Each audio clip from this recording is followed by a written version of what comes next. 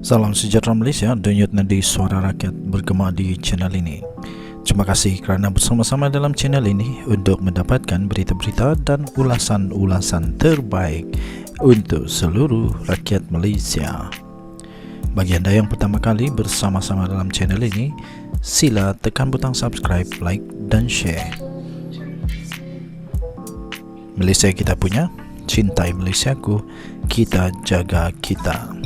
Sekali lagi, bagi anda yang pertama kali, sila tekan butang subscribe, like dan share. Kita mulakan berita menarik hari ini.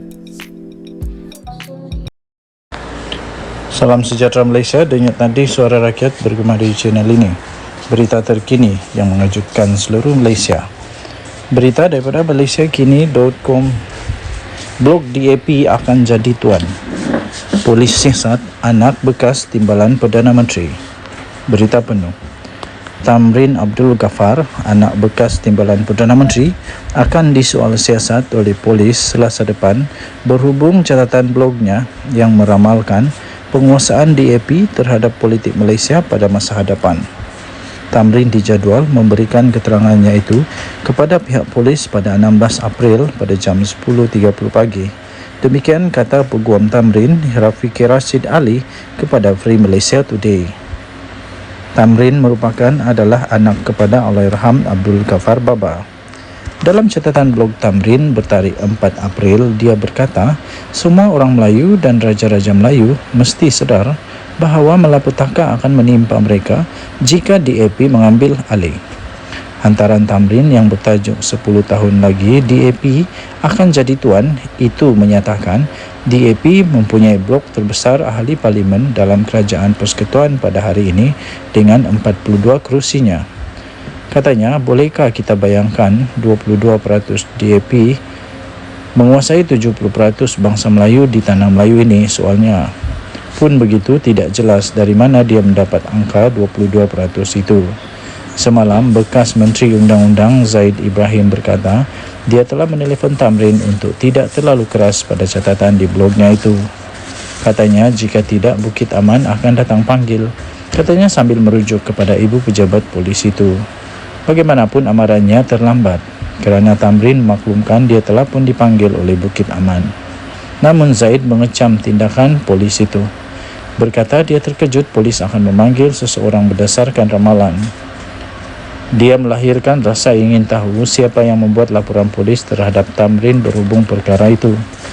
Membuat ramalan tidak sepatutnya menjadi satu kesalahan jenayah, katanya. Tambahnya lagi, sudah tentu DAP tidak akan berasa sangat kecewa dengan naratif itu untuk membuat laporan, katanya. Dia juga menolak UMNO akan terlibat dalam perkara itu kerana mereka sudah sibuk dengan stokin dan tapak kasut. Pun begitu, catatan di blog Tamrin itu turut menyentuh hal-hal lain dan membuat dakwaan tertentu kepada pemimpin negara seperti Perdana Menteri Datuk Seri Anwar Ibrahim dan Timbalan Perdana Menteri Ahmad Zahid Hamidi.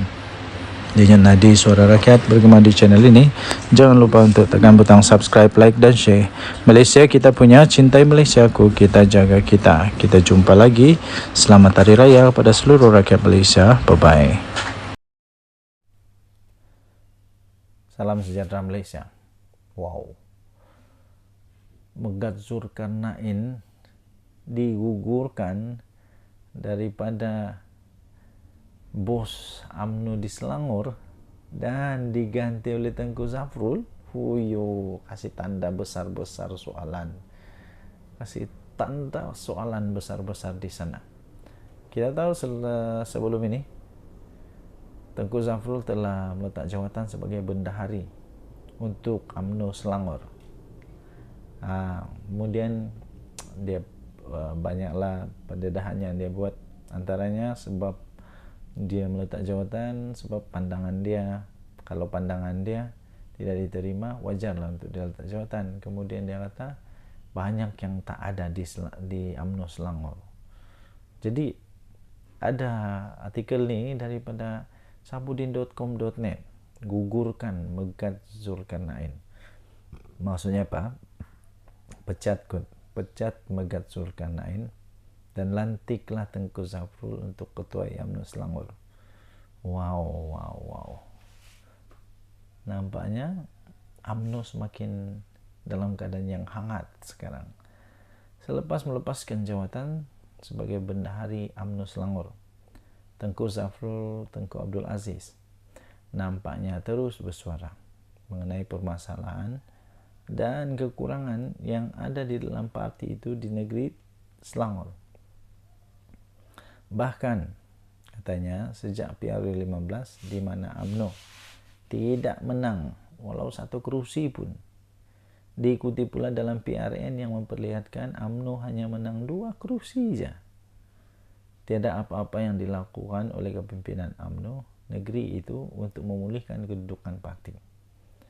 Sepatutnya, ujar beliau, dengan 2 keputusan buruk itu, ia merupakan amaran terakhir untuk UMNO Selangor sendiri untuk segera berubah dan segera menyadari realiti yang sedang berlaku. Beliau berkata, sekarang ini sudah 8 bulan. Sudah 8 bulan selepas PRN. Tapi masih tidak ada apa-apa. Malahan postmortem mendalam pun tak ada. Strategi baru untuk tawan hati rakyat pun tak ada katanya. Jadi secara umum, menurut Tengku Zafrul yang juga adalah Menteri Pelaburan, Perdagangan dan Industri, perancangan untuk memperkasa UMNO di Selangor ada bersifat hambar. Beliau kata bersifat hambar. Dengan itu terus bersuara mengenai kedudukan UMNO Selangor, meskipun setelah meletak jawatan sebagai bendahari, Tengku Zafrul nampaknya tidak bersikap lepas tangan begitu saja setelah mengumumkan pengundurannya itu. Membaca coretan dan isi hati yang diluahkannya kali ini dapat dirasai beliau sebenarnya mempunyai banyak ide dan perancangan, serta kecintaan yang lebih tinggi untuk memulihkan semula kedudukan UMNO. Tidak keterlaluan kalau dikatakan meskipun berjawatan menteri, Tengku Zafrul tidak seperti kepimpinan UMNO Selangor yang sedia ada, yang barangkali berfikir tak mengapa UMNO menang banyak kursi, yang penting asalkan dapat jadi sebahagian daripada kerajaan.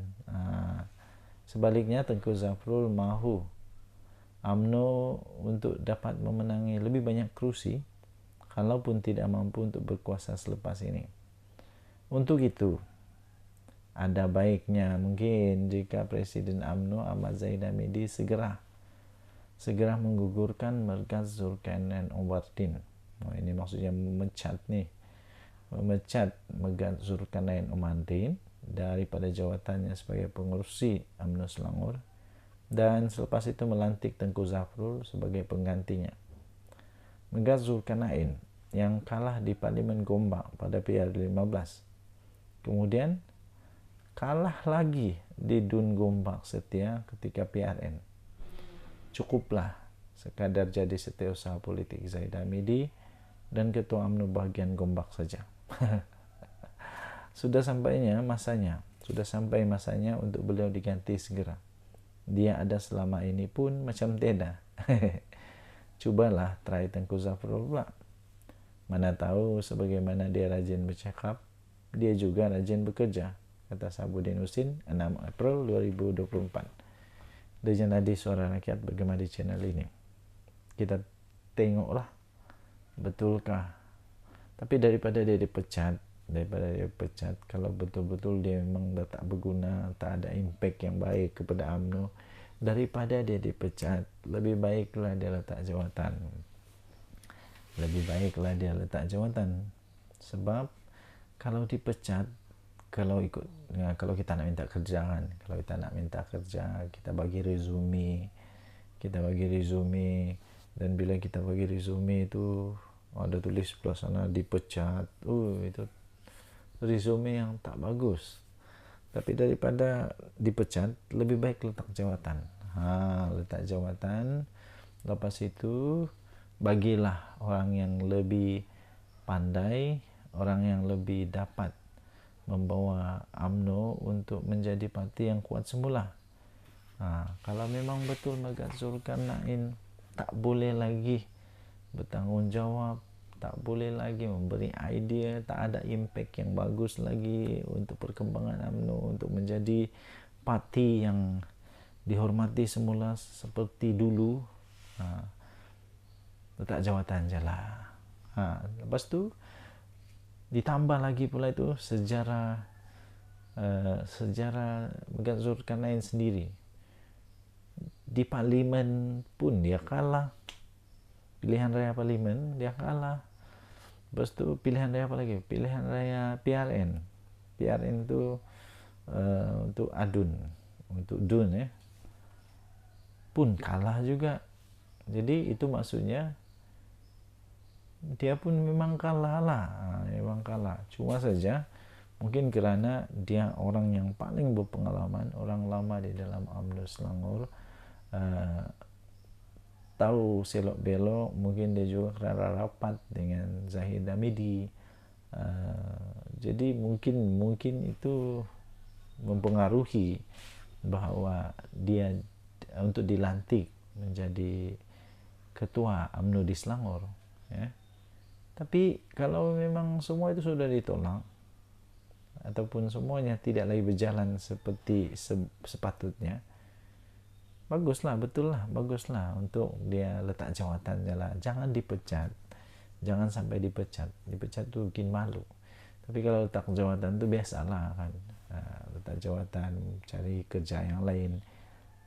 Tapi kalau dipecat tu mesti ada sesuatu yang buruk lah. Jadi sebelum Zahid Hamidi dipecat, kalau memang betul tak payah pecat, nasihatkan supaya beliau letak jawatan. Itu lebih afdal, lebih elok lah agaknya. Denyut Nadi Suara Rakyat bergema di channel ini. Jangan lupa tekan butang subscribe, like dan share. Malaysia kita punya, cinta Malaysia aku, kita jaga kita. Bye bye. Salam sejahtera Malaysia. Pilihan raya kecil PRK Kuala Kubu Baru menjadi berita yang hangat sekarang ini di Malaysia. Menjadi satu bualan sekarang ini yang cukup besar di media-media sosial, terutamanya media sosial yang ingin melihat apakah bakal terjadi di PRK Kuala Kubu Baru ini. Soalan yang paling penting, soalan yang pasti penting, menarik perhatian dan ditunggu-tunggu ialah siapakah calon yang akan ditandingkan di sana. Siapakah calon PRK untuk Kuala Kubu Baru? Pakatan Harapan akhirnya mengumumkan berkenaan dengan calon daripada Pakatan Harapan. Pakatan Harapan akan bermesyuarat esok, yaitu hari ini 7 April, untuk memuktamadkan calon. Pakatan Harapan bermesyuarat hari ini 7 hari bulan April 2024 untuk memuktamadkan pemilihan calon pada pilihan raya negeri atau pilihan raya kecil untuk Dewan Undangan Negeri DUN Kuala Kubu Baru Negeri Selangor 11 Mei depan. Timbalan Pengerusi Kebangsaan untuk DAP Gobind Singh Deo berkata dalam mesyuarat kepimpinan tertinggi Pakatan Harapan di Shah Alam tengah hari itu, beberapa nama akan dikemukakan untuk penilaian, termasuklah daripada sayap wanita. Wow, adakah kita akan melihat calon daripada Pakatan Harapan adalah seorang wanita? Tiada yang mustahil tuan-tuan dan puan-puan. Tiada yang mustahil, sebab kita percaya sekarang kita mesti ada gender punya equality, kesaksamaan. Tidak lagi ada mesti diskriminasi. Mana boleh ada diskriminasi pada zaman sekarang. Jadi kalau ada calon dari wanita itu bagus. Calon lelaki pun bagus juga. No problem. Saya harap bukan hanya daripada Pakatan Harapan yang berpandangan seperti ini, Tapi daripada parti-parti yang lain juga perlu berpandangan yang sama, yaitu termasuklah daripada sayap wanita harus ditimbangkan untuk menjadi calon. Ini baru betul. Jangan ada diskriminasi. Jadi beliau berkata, kita berharap keputusan memuktamadkan calon dapat dibuat dalam masa terdekat. Namun buat masa sekarang ia masih dalam perbincangan. Belum ada keputusan lagi tambahnya.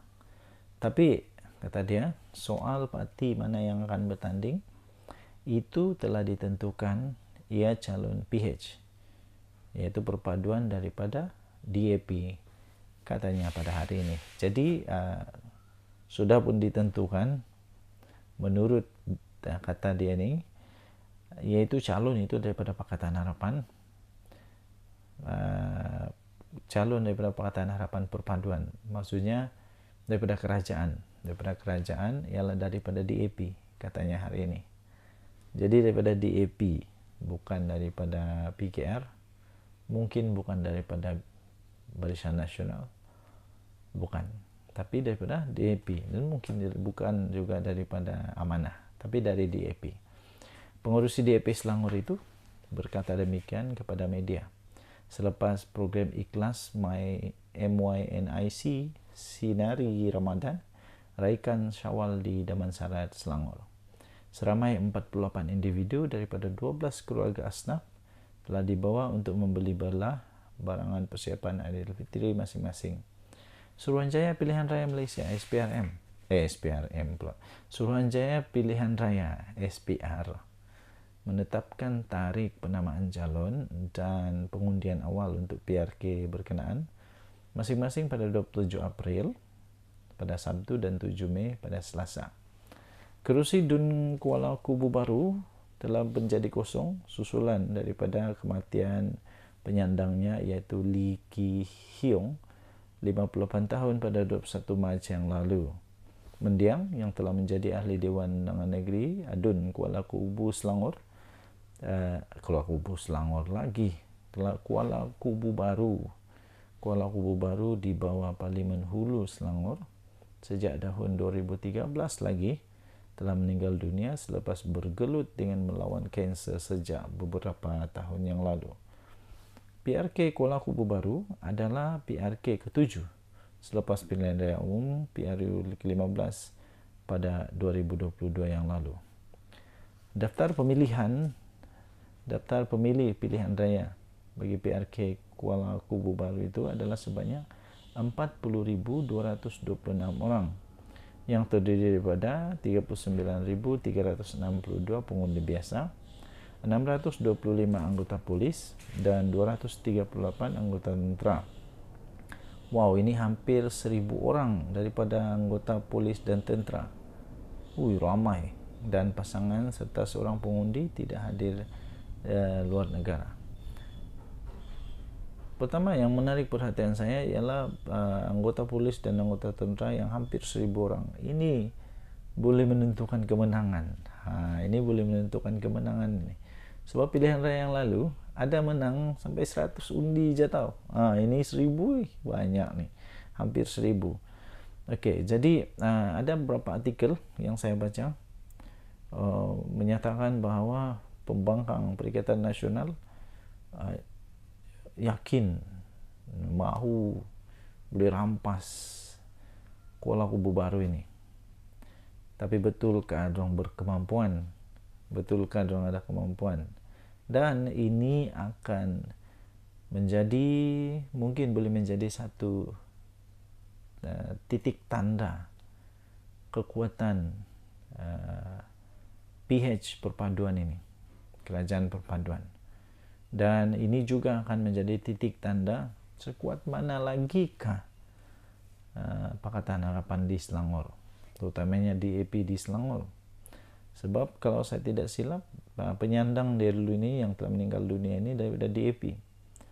Jadi nanti kita akan tengok, kalaupun menang, berapa lagi tinggal dia punya majority. Kalau majority semakin meningkat, maksudnya makin diterima. Kalau makin kurang, tahulah apa dia punya maksud. Tapi kalau kalah, lagilah banyak maksud yang perlu untuk difahami. Apa-apapun, kita tengoklah nanti siapakah calonnya, dan kita tengok nanti apakah keputusannya. Denyut Nadi Suara Rakyat bergema di channel ini. Bye-bye.